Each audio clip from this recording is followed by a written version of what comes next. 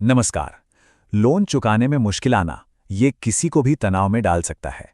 तो आज हम यही समझने वाले हैं कि इस मुश्किल सिचुएशन में आपके अधिकार क्या हैं और आप किसी भी रिकवरी एजेंट से सही तरीके से और मजबूती से कैसे डील कर सकते हैं।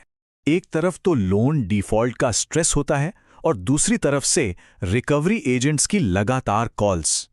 ये डर और चिंता को कई गुना बढ़ा देता है। ये एक बहुत ही आम परेशानी है, लेकिन डरने की जगह अपने अधिकारों को समझना ही सबसे सही रास्ता है।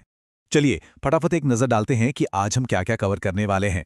हम लोन और रिकवरी के डर से शुरू करेंगे, फिर आपके 5 सबसे ज़रूरी अधिकारों को समझेंगे, एजेंट से डील करने का सही तरीका जानेंगे, वो क्या क्या नहीं कर सकते इस पर बात करेंगे, और आखिर में अगर ज़रूरत पड़े तो शिकायत कहाँ और कैसे करनी है ये भी देखेंगे। ठीक है, तो अब आते हैं सबसे ज़रूरी बात पर। किसी भी तरह की बदसलूकी से बचने के लिए आपकी सुरक्षा की पहली और सबसे मजबूत ढाल हैं आपके ये 5 बुनियादी अधिकार। इनको जानना बेहद बेहद ज़रूरी है।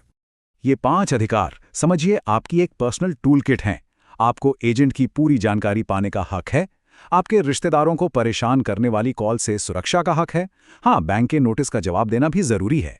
फर्जी पुलिस कॉल से सुरक्षा का हक है, और अगर बैंक ना सुने तो सीधे रिजर्व बैंक में शिकायत करने का पूरा अधिकार आपके पास है।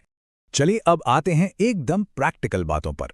जब कोई रिकवरी एजेंट आपसे सीधा संपर्क करता है तो उस बातचीत को संभालना कैसे है और पूरा कंट्रोल अपने हाथ में कैसे रखना है। अब देखिए, ये समझना बहुत ज़रूरी है कि किसकी क्या जिम्मेदारी है। ये बैंक की जिम्मेदारी है कि वो आपको एजेंट का नाम, नंबर और एजेंसी की पूरी डिटेल ईमेल या मैसेज से भेजे, और ये आपका हक है कि आप उस एजेंट की पहचान को अच्छी तरह वेरीफाई करें। और ये वेरिफिकेशन होगा कैसे? बहुत सिंपल है। सबसे पहले एजेंट का आईडी कार्ड व्हाट्सएप पर मंगवाइए, फिर उसे बैंक की ऑफिशियल ईमेल आईडी पर भेजकर कंफर्म करिए। कॉल पर बात करते वक्त हमेशा उस नंबर को बैंक से मिले नंबर से मिलाइए। और हाँ, किसी से भी घर या ऑफिस में मिलने से पहले उसकी पहचान पक्की करना सबसे जरूरी कदम है। तो सबसे अहम बात, हर बातचीत को रिकॉर्ड करें। ये आपका सबसे बड़ा सबूत बन सकता है। और याद रखिए, अपनी आर्थिक स्थिति के बारे में घबराकर नहीं, बल्कि शांति और साफ साफ तरीके से बताइए। कंट्रोल अपने हाथ में रखना है। ओके, अब बात करते हैं उन कानूनी सीमाओं की, उन लीगल बाउंड्रीज की, जिन्हें कोई भी रिकवरी एजेंट किसी भी हालत में पार नहीं कर सकता। ये जानना आपको किसी भी गलत व्यवहार से बचाएगा। पहली और सीधी सी बात, रिकवरी एजेंट आपके लोन के बारे में आपके किसी भी रिश्तेदार, दोस्त या ऑफिस में किसी को भी कॉल नहीं कर सकता। ये पूरी तरह से गैरकानूनी है और आपकी प्राइवेसी का उल्लंघन है। किसी भी तरह की बदतमीजी, गाली गलौज या धमकाने वाली भाषा का इस्तेमाल करना, ये भी पूरी तरह से गैरकानूनी है। अगर कोई एजेंट ऐसा करता है तो आपके पास उसके और बैंक के खिलाफ शिकायत करने का एक मजबूत आधार है। और ये बात तो बिल्कुल साफ होनी चाहिए कि कोई भी एजेंट किसी भी तरह की शारीरिक हिंसा या मानसिक प्रताड़ना नहीं कर सकता।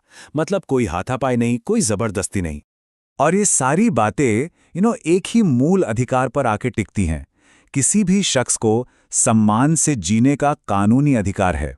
आपकी आर्थिक स्थिति चाहे जो भी हो, कानून आपके इस अधिकार की पूरी तरह से रक्षा करता है।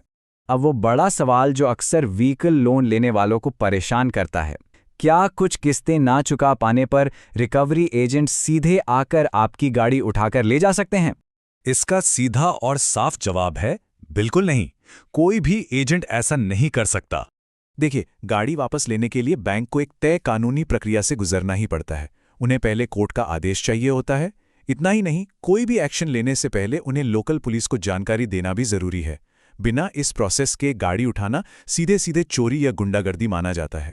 एक और डराने वाली तरकीब है पुलिस के नाम पर आने वाली फर्जी कॉल्स। तो सवाल ये है कि क्या असली पुलिस आपको कभी लोन रिकवरी के लिए कॉल कर सकती है? बिल्कुल नहीं। लोन रिकवरी एक सिविल मामला है। ये पुलिस का काम है ही नहीं। पुलिस सिर्फ तब एक्शन लेती है जब कोर्ट से गिरफ्तारी का कोई आदेश हो, ना कि पैसे की रिकवरी के लिए कॉल करने का। अगर कोई पुलिस वाला बनकर कॉल करे तो शांति से उसकी आईडी मांगे और नजदीकी थाने में वेरीफाई करें। चलिए अब चलते हैं सबसे जरूरी यानी एक्शन लेने वाले हिस्से पर। अगर कोई एजेंट या बैंक नियमों को तोड़ता है तो शिकायत करने का सही और असरदार तरीका क्या है, आइए देखते हैं। ये पूरा प्रोसेस ना एक सीढ़ी की तरह है। आपको स्टेप बाय स्टेप चलना है। पहला कदम, सारे सबूत इकट्ठा करिए, कॉल रिकॉर्डिंग, मैसेज, वीडियो। दूसरा, सबसे पहले बैंक में ही लिखित शिकायत दर्ज कराइए। तीसरा, अगर बैंक 30 दिन में जवाब ना दे या आप जवाब से खुश ना हों तो आरबीआई के ओम्बुड्समैन से संपर्क करें। और चौथा, अगर मामला गंभीर है तो पुलिस में एफआईआर या सीधे कोर्ट में केस भी कर सकते हैं। अगर बैंक आपकी शिकायत को नज़रअंदाज करे तो ये वेबसाइट आपकी सबसे बड़ी ताकत है।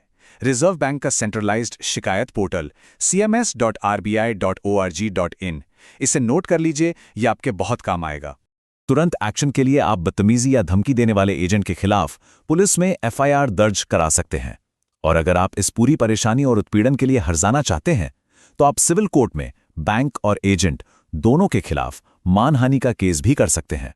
तो आखिर में बात बस इतनी सी है कि ज्ञान ही आपका सबसे बड़ा बचाव है।